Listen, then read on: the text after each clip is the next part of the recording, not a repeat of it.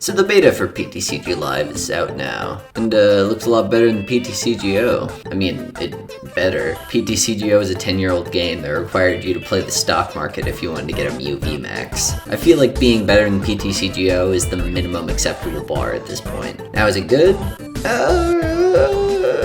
Regardless, early on there was info that came out that showed that there was going to be no microtransactions, like at all. Many rejoiced at this news, as microtransactions have possibly been the worst thing to happen to games since Custer's Revenge. I had a slightly different outlook, however. I want a feeling that we are about to see the problems of PTCGO happen all over again. That's why I come to you today with a seemingly backwards request. I want some goddamn microtransactions in this game that I can buy packs with for like, I don't know, like $1. This isn't some corporate bootlicking post either, because I think the current monetization system that they're about to enact is, well, it's really bad. Everyone's been making a really big deal about the fact that it's actually very easy to craft cards. You get tons of points for just opening up packs. For that reason, people make it seem like this in-game economy is going to be amazing.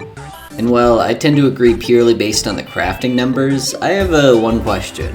Where are we getting these packs? The answer is in these guys, good old-fashioned code cards. I don't see why people aren't just viewing this as microtransactions to begin with. I mean, you have to buy a pack to get a code card in the first place. Oh, but you can buy them through gems. But as any person who's literally played any mobile game ever will tell you, the gems they give out dry up real fast, and they stop being generous with them real quick.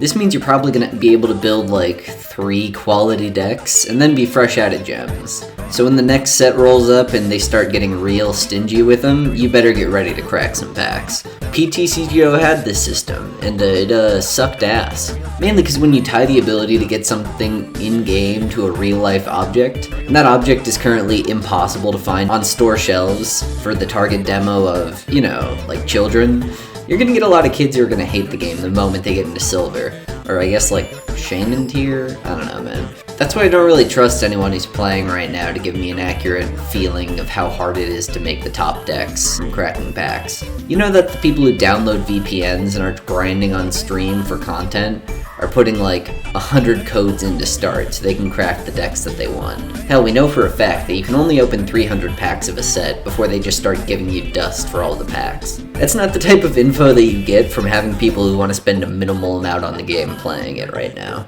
The alternative is that people go to places like Potown Store or some sketchy eBay listing to buy bulk codes. While I love Potown Store, I've dropped like hundreds of dollars on them from my PTCGO account.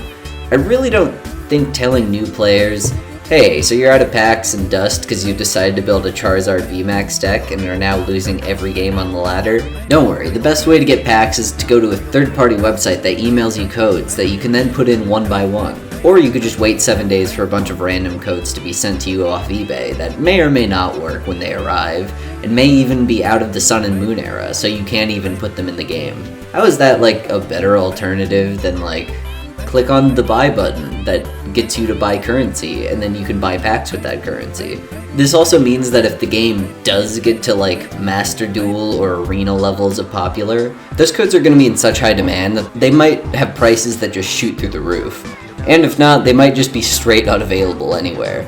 Do you really want a world where you want to buy Pokemon cards but can't because this digital game's packs are sold out? At least if there's a way to buy packs in-app, that'll put a max on how much resellers can sell them for. Because if they went over, then just no one would buy them.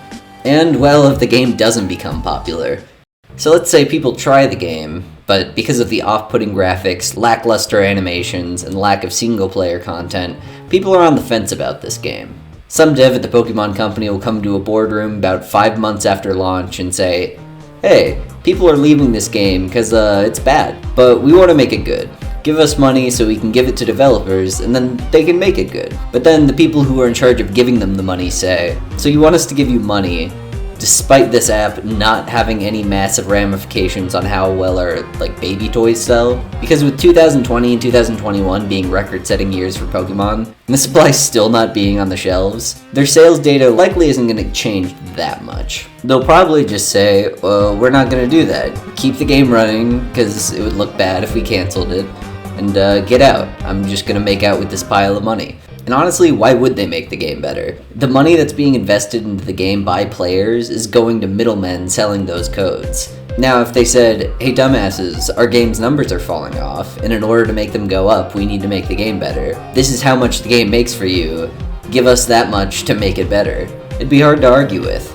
I guess hypothetically they could say, look at how many code cards have been redeemed in the app. But like, it doesn't really affect their bottom line, like I said, so like, why would they care? All I'm saying is that money talks, and the fact that the money of the players is still getting spent, but just not on the devs and instead on resellers, means that the Pokemon Company International has no incentive to make the game better than what it is on release.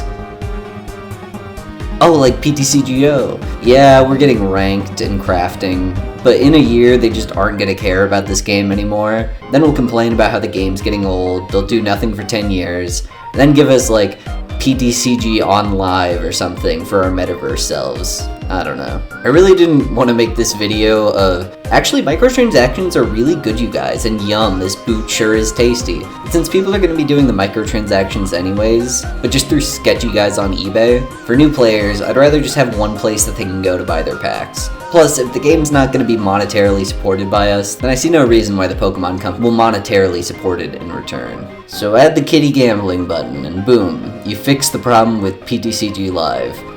Now you just have to fix everything else.